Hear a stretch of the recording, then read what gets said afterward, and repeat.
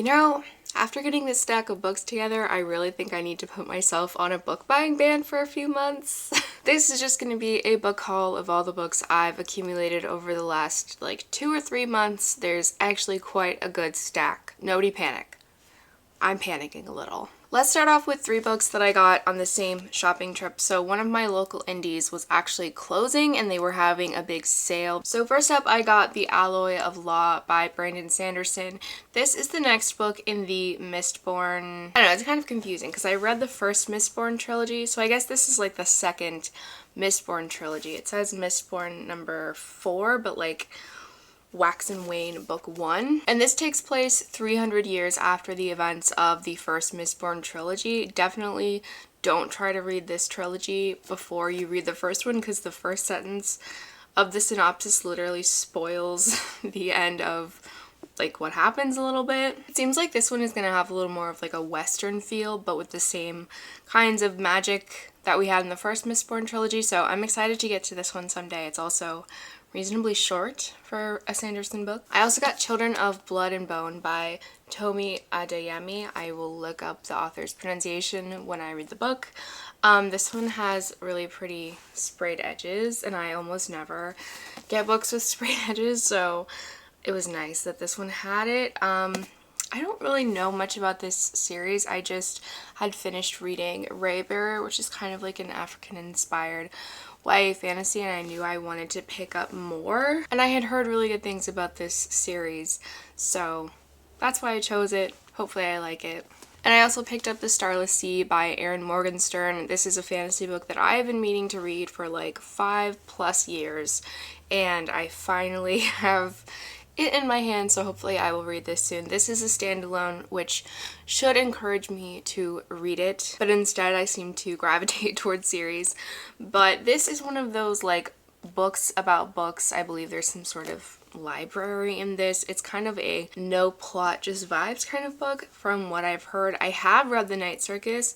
I read it in high school. I didn't really know that it was a popular book. I just sort of found it at half-price books, and I liked The Night Circus. I didn't love it. It wasn't a new favorite. So I'm interested to see how I will feel about Erin Morgenstern many years later with lots of fantasy books and lots of fiction under my belt now. Alright, next up we're going to move to a series that I read as ebooks from my library and then loved so much I decided to go buy them from my local indie, and that is the This Woven Kingdom series by Tahereh Mafi. These books are so beautiful, like especially the second and third book. I think the colors are so stunning. When I worked at Barnes & Noble, this series would always catch my eye, and I didn't really think that I had an interest in reading it.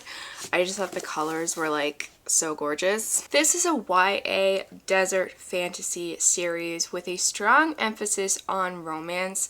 I would say the first book doesn't necessarily feel like romantasy, however, the second and third books do. If you're looking to get into fantasy and you're looking for a series that's not too complex and crazy and hard to understand, I would highly recommend this one.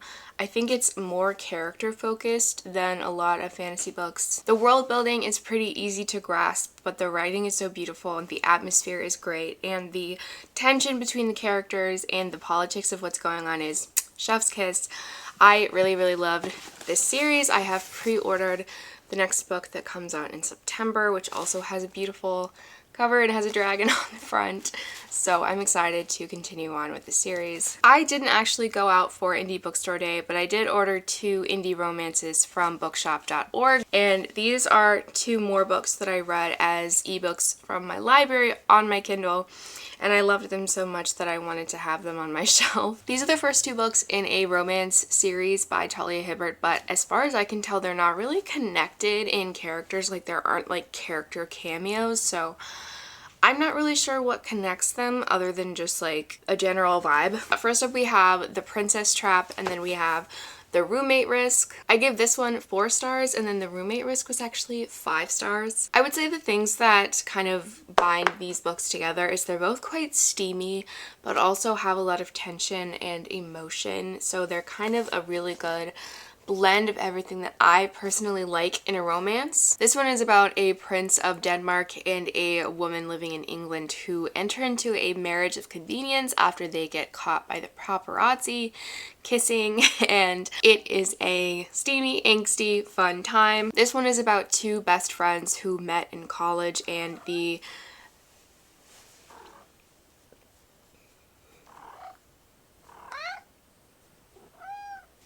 MMC has been in love with the FMC for a long time, and he's tried really hard not to be, because the FMC is not the type of person who really wants to be in a relationship. She is not emotionally available. But when the FMC's apartment floods, the only place she has to go is to the MMC's apartment as his roommate for a few months while they fix her apartment, and things get angsty. I really love Talia Hibbett's writing. She is one of my favorite romance authors of all time, and I will continue to read her books, and I'm glad that I have these two adorable little books on my shelf. Next up, we have a book that I think a lot of people have hauled recently, and that is Great Big Beautiful Life by Emily Henry. I actually have a signed copy, which I did not expect, so that was a fun surprise. This is about two writers who are competing to write the life story of this heiress tabloid princess from the mid-19th century, and they're both staying on this little island in Georgia or something.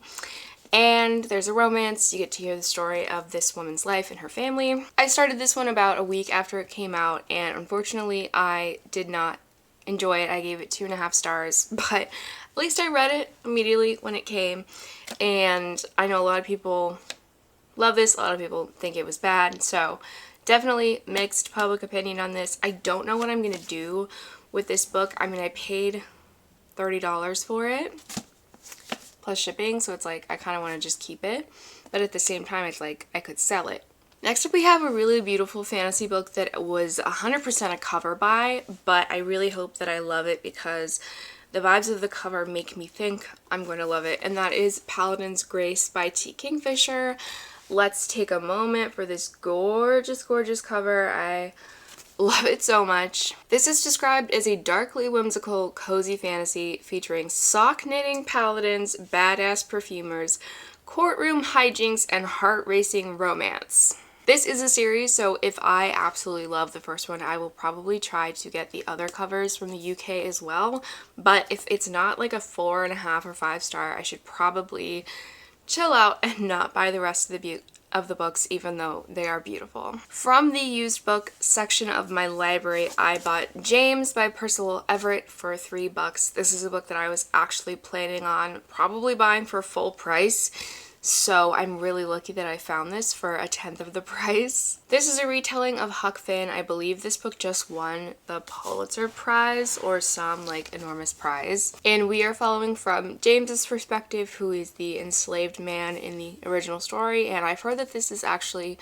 quite humorous and adventurous, but also really moving, so I'm very excited to read this one. Yesterday at my local indie, I finally picked up This Woven Kingdom, which I already showed you, but I also got Morgan Is My Name and Flawless by Elsie Silver. This one is a Arthurian myth retelling from a like feminist standpoint, which is one of my favorite types of books to read. I was obsessed with the show Merlin in middle school and high school, and I'm just always searching for any book that's going to give me those vibes, those feelings. This is also a series, so if I love this one, I'll continue on with the second book, which I believe is called Morgan Le Fay or something like that. And then Elsie Silver is probably the most popular author writing like cowboy romance these days, which I have never tried before, and this one is on my 25 for 25 TBR. And it's really hard to find as like a library ebook, and I don't really like reading paperback copies from my library, which I assume the library copy would be, so I just decided to get it. I'm going on vacation next month, and I think that this will be my vacation book that I bring. I do not know what this is about. There's probably a cowboy and a woman. And lastly, I bought books 2 through 5 of a series that I started a couple months ago. It's called the Ruin of Kings series. I read the first book, gave it 4.5 stars, and decided to get the rest of them used so I could have them on my shelves. These books are huge and they have quite extensive glossaries, so it's kind of important that I have them to like refer to details and maps and things like that. So this is book 2, which I have already read and gave 4 stars. Book 3, The Memory of Souls, I am currently reading. Book 4, The House of Always. In book 5, The Discord of Gods. This is a really hard series to describe, but it is a high fantasy series, and our main character is Karen, who is a lost prince, and he has grown up in basically a brothel, and he grew up with his father, who's a musician. He and his father like played music at this brothel, and then one day he discovers that he is a lost prince, and there are gods in this world. There are different types of creatures and races. It's just really vast and interesting, fascinating, very hard to sum up. I like to think of it as kind of a mix between like classic medieval fantasy and like desert fantasy, but also there's like different climates. Like there's like a jungle climate, there's an icy wintry climate. Anyway, I'm really glad that I have these books, and I'm really enjoying reading through this series. Those are all the books that I've hauled over the last 2 months. Let me know if you want to chat about any of them or which ones I should read next. I need to stop buying books, I think. Thank you so much for watching, and I hope you have a lovely week.